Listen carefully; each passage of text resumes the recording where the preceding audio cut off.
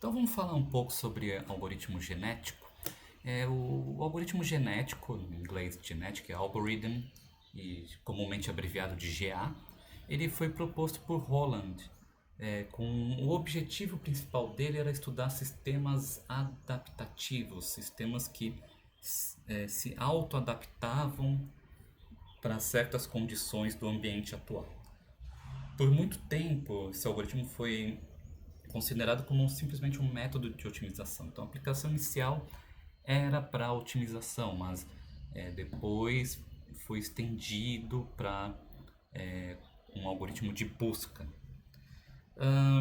Num algoritmo genético, o padrão, né, o geralmente chamado de Simple Genetic Algorithm, ele possui essas características de acordo com cada um dos pontos que a gente precisa enumerar para representar um algoritmo evolutivo. Então, a representação geralmente é de string binárias, né? Então, no algoritmo genético mais básico, usamos string binárias como representação do genótipo.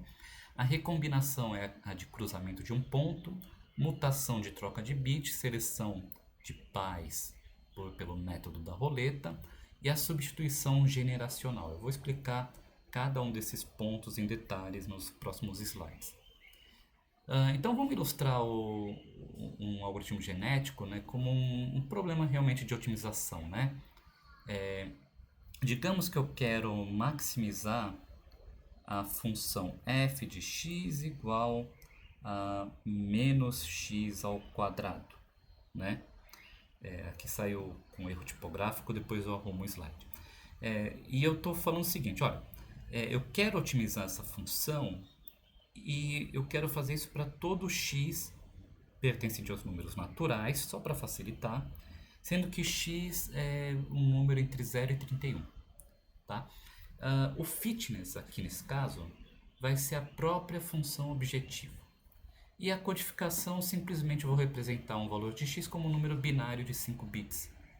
Né? Porque com 5 bits eu consigo representar os números de 0 a 31. Né? Então esse domínio foi escolhido propositalmente para facilitar o nosso exemplo passo a passo.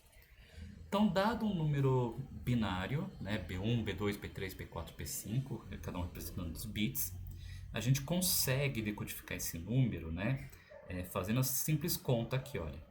16 vezes o primeiro bit, mais 8 vezes o segundo, mais 4 vezes o terceiro, mais 2 vezes o quarto, mais o quinto bit.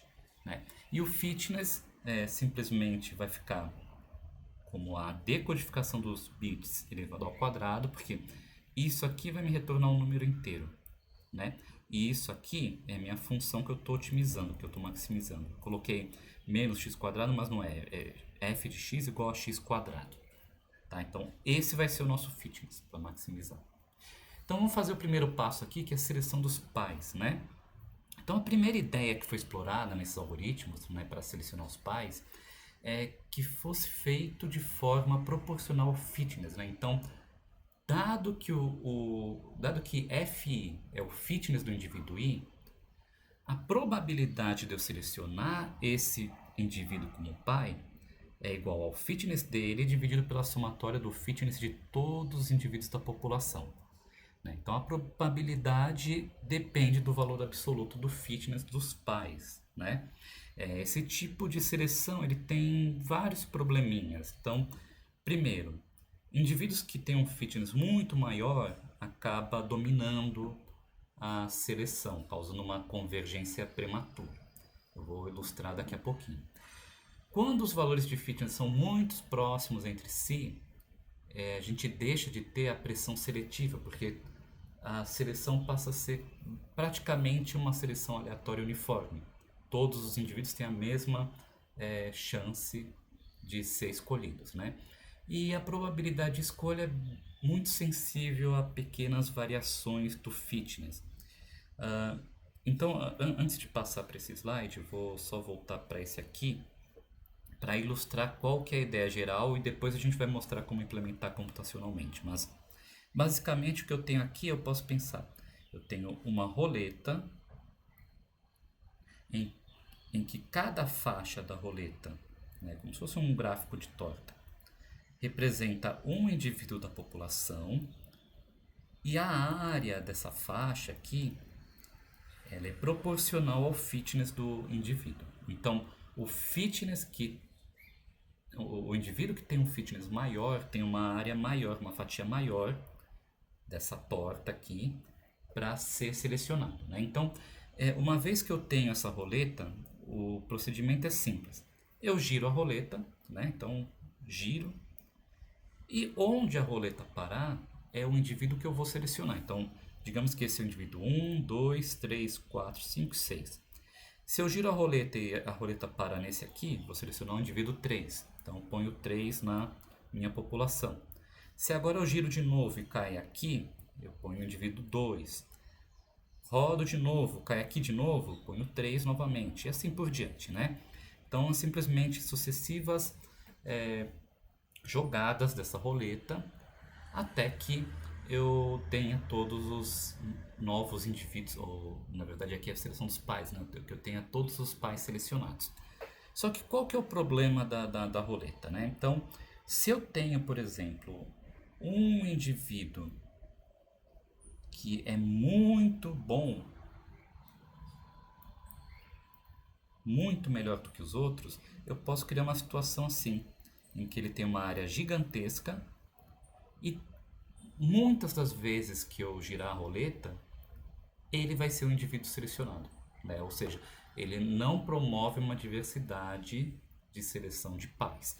Por outro lado, se todos os indivíduos têm um fitness muito parecido, né, um com os outros, eu tenho algo assim e aqui eu não preciso nem fazer a roleta, é simplesmente uma amostragem aleatória com probabilidade uniforme, né?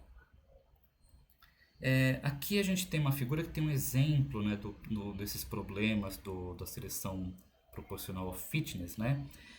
Então aqui no topo a gente tem o fitness de 3 pontos, né, para uma função de fitness f de x, tá? Então eu tenho aqui deixa eu ver aqui, essa linha aqui é o f de x, o A, B, C são os indivíduos, né? E a linha serrilhada é o f de x mais 10, ou seja, eu transladei a minha função de fitness em 10 unidades, né? Então eu coloquei 10 unidades a mais para o fitness. Dependendo da escolha de fitness, se eu vou usar o f de x ou o f de x mais 10, eu vou ter diferentes fatias para cada indivíduo, né? Então veja aqui, o f de x original, eu tenho que a probabilidade de eu escolher o C e o B são parecidas e a de A é muito pequena. Basicamente o A está fadado a não passar para não ser selecionado, né? Não reproduzir. Agora, quando eu faço simplesmente eu somo mais 10 nessa função, veja que proporcionalmente eles continuam a mesma coisa, né? O A e o B têm a mesma diferença, né? O B e o C a mesma diferença, mas agora a probabilidade de escolha, ele deu mais chance para você poder escolher o indivíduo A, né? Então, proporcionalmente ainda tem o fato de que o B tem mais probabilidade que C, que tem mais probabilidade que o A. Porém, a diferença se tornou um pouco menor, né? Uma forma de tentar resolver esse tipo de problema com a roleta foi proposto por Goldberg, que foi um pesquisador muito atuante na área de algoritmos genéticos. Ele chamou de sigma scaling, né? Que simplesmente faz o seguinte, olha, dado dado o fitness do indivíduo f de i, eu faço um cálculo de um f de i', que é o valor máximo entre esse f de i menos o fitness médio subtraído do desvio padrão dos fitness, o desvio multiplicado por uma constante, que geralmente ele usava 2, né? Ou zero. Então, por exemplo, se essa conta aqui der negativo, então a resposta do fitness, o novo fitness do indivíduo vai ser zero. Ou seja, né, quando que isso aqui vai dar negativo? Se a gente elaborar um pouquinho melhor aqui, a gente tem que isso na verdade é um f de i menos f médio mais c desvio padrão, né? O desvio padrão não vai ser negativo, né? A constante também é positiva. Então isso aqui só vai dar negativo se o fitness do indivíduo for muito menor do que a média dos fitness. Então ele está falando o seguinte: olha, se um indivíduo tem o fitness dele muito abaixo da média, ele é muito ruim, eu não vou escolher ele para nada. Eu já mato ele ali mesmo. Agora, se ele for próximo da média ou bem acima da média, então ele vai sofrer uma diferença aqui, né? Um escalonamento, né? Baseado tanto na média como no desvio padrão para tentar equilibrar um pouco melhor a seleção, né? Uma outra forma também de você reduzir esse problema é, ao invés de usar o valor do fitness para determinar a fatia da roleta para cada indivíduo, você pode utilizar o rank, né? Então, por exemplo, se o fitness de um conjunto de soluções for 0,1, 19.3, 1.4, 0.05, isso ia ser traduzido para um rank em que, vamos ver aqui,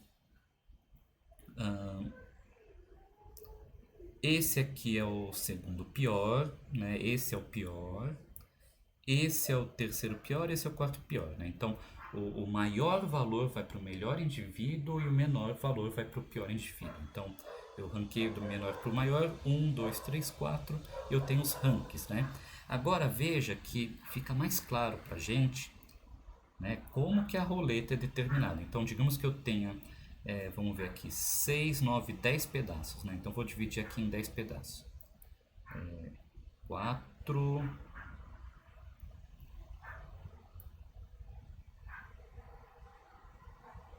Então aqui eu tenho 8, né? Eu precisaria de mais 2 pedaços. Digamos que são 10 pedaços, mas são do mesmo tamanho, né? Então eu tenho aqui que o indivíduo que está no rank 1 vai ter apenas um pedaço, né? Quem tem rank 2 vai ter 2 pedaços. Quem tem rank 3, 3 pedaços. Quem tem rank 4, 4 pedaços. Então, você tem uma proporção de acordo com o rank, que dependendo da quantidade de indivíduos é suficiente para tentar manter um certo equilíbrio na seleção. Mas para calcular a probabilidade de escolha, né, do indivíduo, para a gente não depender do valor absoluto do ranking, a gente na verdade utiliza uma escala linear para o ranking, né? Então aqui a gente aplica essa fórmula aqui. Então I é o valor do ranking, que é o 1, 2, 3, 4, né? S é um valor de escala entre 1 e 2, tá? Então a gente pode reparar que se o S for igual a 2, a fórmula se reduz a 2i menos 1 sobre mi menos 1, né? Porque aqui se torna 1 e aqui se torna 0. Mi é o maior rank observado. No nosso caso aqui do exemplo é 4, né? Então, por exemplo, o rank 4 ficaria assim: 2 vezes 3 sobre 4 vezes 3. Esse vai ser o valor que vai ser usado, né, para calcular a fatia dele do bolo ali da seleção. Uma alternativa também é usar uma escala exponencial, que pode ser um pouco mais suave para fazer a escolha dos indivíduos. Bom, idealmente a gente teria uma quantidade de indivíduos proporcional à sua probabilidade, né? Então digamos que eu tenho a seguinte situação: probabilidade do indivíduo 1 é igual a meio, do 2 é igual a 0,3 e do 3 é 0,2. E eu tenho exatamente 100 indivíduos que eu preciso selecionar. Eu quero selecionar 100 pais, né? Nesse caso, dentre esses 100 pais, seria interessante que 50 fossem o pai 1, 30 o pai 2 e 20 o pai 3. Mas veja que isso só é possível quando a gente tem um número suficiente de indivíduos para fazer esse tipo de contabilização, né, de numeração. Só que geralmente a gente pega uma amostra, né, porque a gente tem uma população menor do que é necessário para fazer esse tipo de seleção. Então, como a gente está trabalhando com amostragem, a gente usa uma roleta aleatória, né? Então, a seleção de roleta é um algoritmo muito simples, né, em que a gente tem a nossa probabilidade, que pode ser calculada pelo fitness ou pelo rank com escala linear, rank com escala exponencial, né? E aí o algoritmo fica. Então, dado uma lista contendo os fitness de cada indivíduo da população, um giro da roleta é simplesmente sortear um valor aleatório entre 0 e 1, criar a minha roleta, que é basicamente a soma cumulativa das probabilidades de cada indivíduo, e aí eu retorno o primeiro elemento maior que R dessa minha roleta, né? Então, digamos que a probabilidade dos indivíduos, né, vamos pegar aquela mesma do slide anterior, é 0,5, 0,3 e 0,2. A soma cumulativa disso aqui vai ser 0,5, 0,5 mais 0,3, 0,8, 0,8 mais 0,2, 1. Sempre tem que terminar em 1. Então, o que acontece? Eu vou sortear um valor entre 0 e 1. Se eu sorteio o valor 0,6, ele vai escolher esse indivíduo porque esse é o primeiro que tem um valor maior do que 0,6. Se é 0,3, bom, então vou escolher esse daqui, né? Se é 0,9, vou escolher esse daqui porque é o primeiro valor acima de 0,9. E é fácil perceber que com isso, né, a gente tem justamente essas probabilidades de escolha de cada indivíduo. Então, um exemplo aqui prático, né, para essa população aqui, ó, novamente daquele problema do x, maximizar o x ao quadrado. Então, tem essa população aqui, 1, 0, 0, 1, 0, 0, 0, 0, 1, 0, 1, 0, 1, 0, 1, 0, 0, 0, 1. E os valores de fitness são esses daqui. Fazendo a conta da probabilidade, que é dividir cada número desse pela somatória, a gente tem que o primeiro indivíduo tem 0,45 de probabilidade, o segundo 0,001, ou seja, provavelmente ele não vai ser selecionado para nada, o terceiro 0,14 e o quarto 0,405, né? Calculando a soma acumulativa, a gente tem isso daqui: 0,454, 0,455, 0,595 e 1.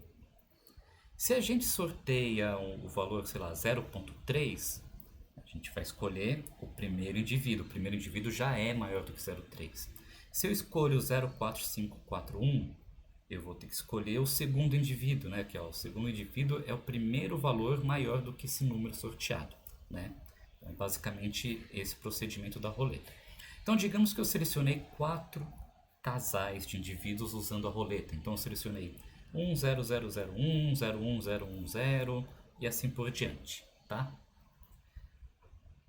Apesar dessa ideia simples, né? Então, de eu simplesmente criar uma roleta e girar repetidas vezes, eu tenho um problema ao fazer esse procedimento, né? Que pode ser que eu não gere uma amostra representativa, porque o que acontece?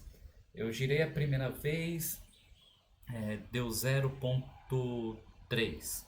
E aí vamos voltar aqui. E aí selecionou o primeiro indivíduo.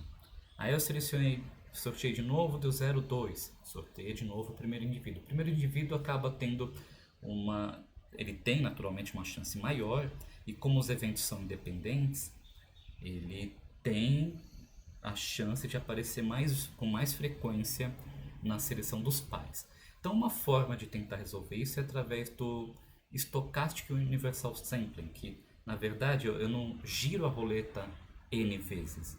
Eu crio N ponteiros espaçados com uma distância uniforme entre eles e giro a roleta uma única vez. Então, dado que eu tenho uma roleta, Digamos que eu tenha um ponteiro aqui, outro ponteiro aqui, outro ponteiro aqui, outro ponteiro aqui, outro aqui e outro aqui. Eu giro esses ponteiros todos de uma vez, né? Na prática, se eu determinei que os ponteiros têm distância de 0,1, por exemplo, eu apenas sorteio um número, né? Eu sorteio, sei lá, 0,2. E todos os outros ponteiros vão ser 0,2 mais 0,1, 0,3 mais 0,1 e assim por diante. Então basta sortear um número e calcular os próximos ponteiros. E com isso eu tenho uma chance maior de pegar indivíduos que teriam menos chances de ter um representante. Então aqui a gente tem o nosso algoritmo SUS implementado, né? Então aqui eu tenho o N, que seria a quantidade de ponteiros, quantidade de elementos que eu vou selecionando dessa roleta. Agora eu não seleciono um valor entre 0 e N, mas 0 e 1 sobre N, tá? Para a gente não ultrapassar o valor do máximo da soma cumulativa. Gero a minha roleta da mesma forma que o anterior e agora eu vou fazer todas as escolhas, né, de uma vez só. Então, para 1 até n, então vou selecionar n indivíduos, eu vou pegar o primeiro elemento da roleta que é maior do que r vezes i, né? Então, o i sendo 1, 2, 3, 4, 5, 6. Então, eu sorteei um valor entre 0 e 1 sobre n. Então eu vou primeiro pegar, digamos que eu sorteei, sei lá, 1 sobre 2n. Esse foi o sorteio.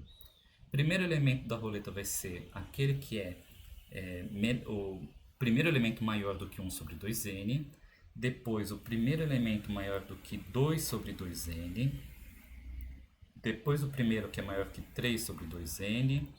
E assim por diante até o primeiro que é maior do que n sobre 2n, que é maior do que meio, né? Então assim que funciona o SUS. Não o nosso SUS, Sistema de Saúde, mas o SUS do algoritmo genético, né? O SUS, ele tem uma garantia que o número de cópias de um indivíduo seja pelo menos a parte inteira de n vezes pi. Né? Então, digamos que eu estou selecionando, vamos dizer, 20 indivíduos e ele tem probabilidade, um certo indivíduo tem probabilidade de 0,2, por exemplo, ele garante que pelo menos 4 indivíduos vão ser, que esse indivíduo vai ser selecionado pelo menos 4 vezes, né? Uma outra forma de fazer essa seleção dos pais é através do chamado torneio.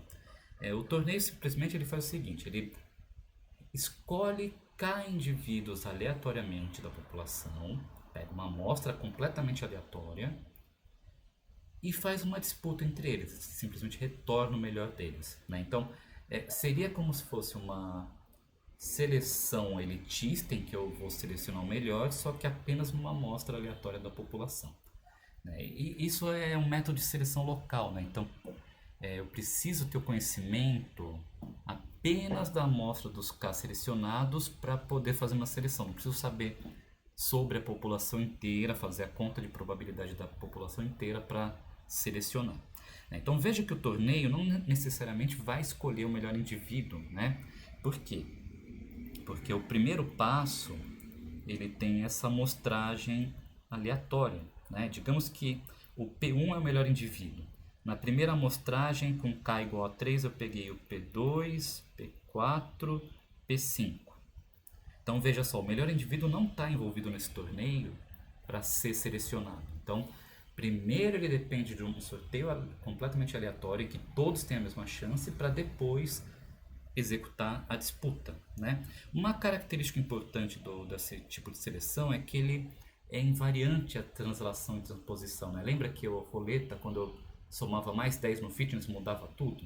Esse caso não, porque ele vai fazer uma comparação direta entre os fitness do indivíduo, né? Não é proporcional ao fitness. A probabilidade de um indivíduo ser selecionado pelo torneio vai depender de vários fatores. o ranking dentro da população. Quanto maior o ranking dele, mais chance ele tem de ser selecionado ao ser amostrado para o torneio. O tamanho do torneio cá também tem influência, né? Quanto maior esse valor, maior o viés para os indivíduos acima da média, né? Então imagina que eu tenho uma população de tamanho 20 e eu faço meu K igual a 20, todas as seleções vão selecionar o melhor indivíduo da população, né? Porque ele sempre vai estar envolvido no torneio.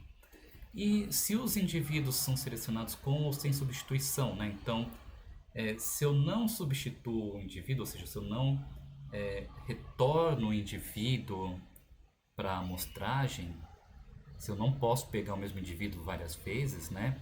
Os KN-1 piores indivíduos nunca vão ser selecionados, né, para o torneio, né? Então tem essas características.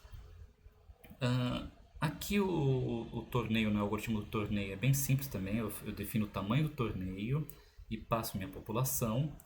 Eu faço uma amostra aleatória que pode ser com substituição ou sem substituição, tá? Então eu seleciono K indivíduos aleatórios da população e eu retorno o melhor dele. Então é extremamente simples, né? Não tem segredo nenhum. Agora vamos falar do cruzamento. Então, uma vez que a gente selecionou os pais, eu quero fazer a reprodução para gerar os filhos, né? Então vou recombinar os elementos dos pais. O cruzamento de um ponto, que é o mais tradicional do algoritmo genético, ele simplesmente escolhe um ponto da string binária, reparte cada pai em duas metades e aí ele recombina essas partes para gerar filhos, né? Então digamos que aqui o ponto de cruzamento é o 3, então é aqui, né? 1, 2, 3. O que ele vai fazer? O primeiro filho vai ser 1, 0, 0, a primeira metade do pai, combinado com a segunda metade do pai 2. Então 1, 0, 0, 1, 0. E o outro filho vai ser a segunda metade do pai 1 com a primeira do pai 2. 0, 1, 0, 0, 1. O cruzamento, né, ele geralmente ocorre somente com uma probabilidade P de C. Então, o que acontece antes de você decidir se os pais vão se reproduzir? Eu recebo um casal de pais, eu sorteio um número, vejo se ele é menor do que P de C. Se for menor, eu faço um sorteio do ponto de corte do cruzamento para fazer o cruzamento, né, para gerar os filhos. Senão eu retorno os próprios pais, né? Então, o algoritmo é extremamente simples. Eu tenho uma probabilidade de cruzamento, tenho os dois pais. Aqui eu estou fazendo o cruzamento de um ponto para dois pais em específico, né? Poderia colocar mais pais envolvidos. Então, primeiro eu verifico. Eu vou fazer o cruzamento. Se o meu sorteio decidir que eu vou fazer o cruzamento, então eu vou fazer o seguinte: seleciono um ponto aleatório do tamanho do cromossomo, pego a primeira metade, divido o pai 1 em duas metades, separadas nesse ponto, divido o pai 2 em duas metades e recombino. Então, primeira metade do pai 1 com a segunda do pai 2, primeira metade do pai 2 com a segunda do pai 1, né? Caso eu resolva não fazer o crossover, só retorno os pais e pronto. E uma forma de generalizar esse cruzamento é com o cruzamento de n pontos, né? Que eu escolho mais do que um ponto para repartir. Então, digamos que aqui eu escolhi o ponto 1 e o ponto 3, né? Então, deixa eu colocar aqui também. Então, aqui o que eu vou ter como uma combinação? Tem aqui, ó, eu pego a primeira parte do pai 1, ponho para o filho 1, a segunda parte do pai 2, 1, 0, desculpa, aqui, né? 1, 0, 0, 1, 0, e depois o final do pai 1, né? 0, 1. E aqui o contrário, começa aqui, ó, 0, 0, 0, peraí, 0, 0, não, desculpa, 0 é só o primeiro pedaço, depois 0, 0, que é essa parte aqui do pai 1, e depois um 0, que é essa parte final do pai 2, né?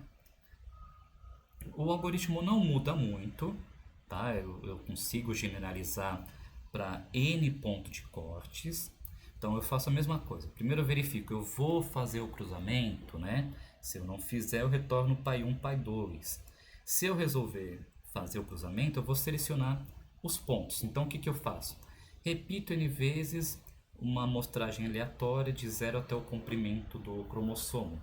Então, eu pego N pontos aleatórios, ordeno do menor para o maior, tá? Isso a gente vai ver por quê daqui a pouquinho, né? E aí eu vou fazer o seguinte, para cada desculpa, para cada elemento, para cada ponto, elemento do pai 1, do pai 2 e cada ponto de corte, né, eu vou fazer o seguinte, eu vou dividir o pai 1 nesse ponto de corte, dividir o pai 2 nesse ponto de corte, faço o cruzamento desse ponto e eu vou pegar o próximo ponto de corte, mas agora eu substituí o P1 e P2, né? Eu substituo. Na verdade aqui está errado, né? Eu não preciso fazer isso aqui, deixa eu tirar isso aqui.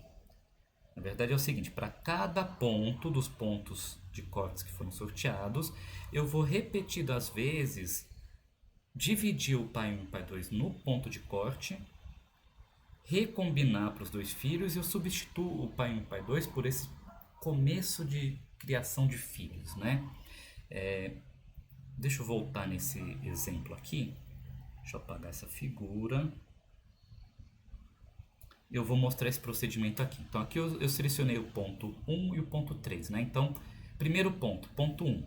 Eu vou dividir o pai 1 entre 1, 0, 0, 0, 1 e o pai 2 em 0, 1, 0, 1, 0. E eu vou gerar o primeiro começo de filho, né? Que vai ser a recombinação desses dois aqui.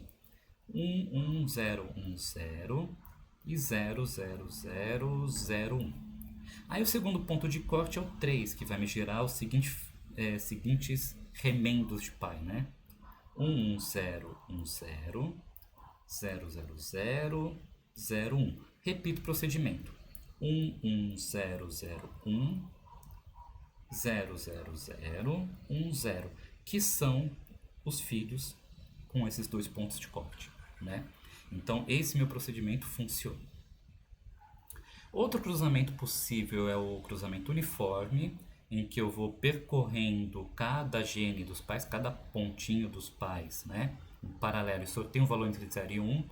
Se ele for menor que um limiar, geralmente estabelecido como um meio, eu vou pegar o gene do pai 1 e coloco no filho 1 e o do pai 2 no filho 2. Caso contrário, eu inverto a ordem. Então, vamos ver aqui, ó. Os únicos maiores do que meio são esse e esse, né? Menor do que meio são os outros. Então, o primeiro filho, eu vou pegar o primeiro elemento do pai 1, o segundo elemento do pai 1, terceiro do pai 2, que vai ser 0, quarto do pai 1, que também vai ser 0, e quinto do pai 2, que é 0. E o segundo filho é o contrário, né? Então, vou pegar o primeiro do pai 1, primeiro do pai 2, segundo do pai 2, terceiro do pai 1, quarto do pai 2, que é 1, e quinto do pai 1, que é 1 também, tá? De forma similar, aqui eu primeiro escolho, verifico se eu vou fazer a mutação ou não, né? Eu crio dois filhos como uma lista vazia, porque eu vou inserindo os elementos, e aí eu vou fazer uma amostragem, né, de N pontos, né, N números aleatórios entre 0 e 1, referente a cada uma das posições do cromossomo, né? Então aí para cada um desses R's aqui, de novo eu coloquei coisa a mais nesse for each, depois eu arrumo. Então para cada valor aleatório dessa amostragem, eu vou verificar se o R for menor do que o meu limiar, geralmente é meio, aí eu vou fazer o seguinte, vou inserir o primeiro, essa posição do pai 1, isso aqui na verdade está certo, né? Aqui eu estou pegando para cada posição do pai 1, do pai 2 e número aleatório, né? Então, digamos que eu tenho aqui, ó, 1, 1, 0, 1, 0, 0, 1, 1, 0, 1. E os números 0, 1, 0, 3, 0, 5, 0, 2, 0, 1. Então, a primeira iteração vai pegar isso, a segunda vai pegar isso e assim por diante, né? Então, para cada iteração eu vou verificar. Se o número for menor do que o limiar, eu insiro esse elemento no filho 1 e esse no filho 2. Caso contrário, esse no filho 1 e esse no filho 2, né? Até eu inserir todos e eu ter os dois filhos completos. A gente pode perceber pelos exemplos que o cruzamento de n pontos ele tem uma tendência para capturar genes contíguos, né? Porque olha só, se eu tenho um cromossomo aqui e o ponto de corte aqui e aqui, eu vou pegar esses caras aqui, vão ser copiados para um dos filhos, esses caras vão ser copiados para um dos filhos, né? E além disso, quando o n, o número de pontos de corte for ímpar, ele tende a separar os genes dos extremos do cromossomo. Isso é conhecido como viés posicional. Então, os extremos geralmente são separados dos seus companheiros, né? O cruzamento uniforme, por outro lado, ele tem uma tendência a transmitir 50%, dado que o limiar é 0,5, né? De cada ponto do cromossomo desculpa, 50% de cada pai para os seus filhos, né? Isso já é conhecido como viés distributivo, distributional bias, que ele uniformiza o quanto de cada pai vai ser repassado aos filhos, né? E a escolha do melhor cruzamento vai depender do que é melhor para tua representação, para o seu problema. Então tem problema que me interessa pegar faixas contíguas de elementos para passar para os filhos e tem outros que não, né? Então dependendo da tua aplicação você escolhe um ou outro. E finalmente chegamos na mutação, né? Que é o operador de variação do nosso indivíduo. E o mais simples possível, a gente já viu inclusive na aula passada, que é o chamado bit flip, que eu simplesmente faço o seguinte, eu tenho uma probabilidade de mutação PM, eu sorteio um valor aleatório para cada posição e para cada posição eu vejo, se ele for menor do que essa probabilidade de mutação, eu vou inverter o bit dessa posição. Então, 0,4 não é maior, então continua o mesmo bit, 1. 0,01 é menor, então passo de 0 para 1. E todo o restante mantém o mesmo, porque todos maiores do que 0,1, né? Então é algo extremamente simples o algoritmo também. Então, para cada gene do meu cromossomo, eu sorteio um valor aleatório, se for menor que a probabilidade, eu devolvo um menos gene, senão eu insiro o próprio gene. A probabilidade de mutação tem que ser ajustada de acordo com o problema. Tem problema que é mais interessante manter a probabilidade mais baixa e tem problema que é mais interessante manter uma probabilidade alta, né? Geralmente a gente utiliza um valor de tal forma que eu tenho uma mudança de pelo menos um único bit alterado por cromossomo, né?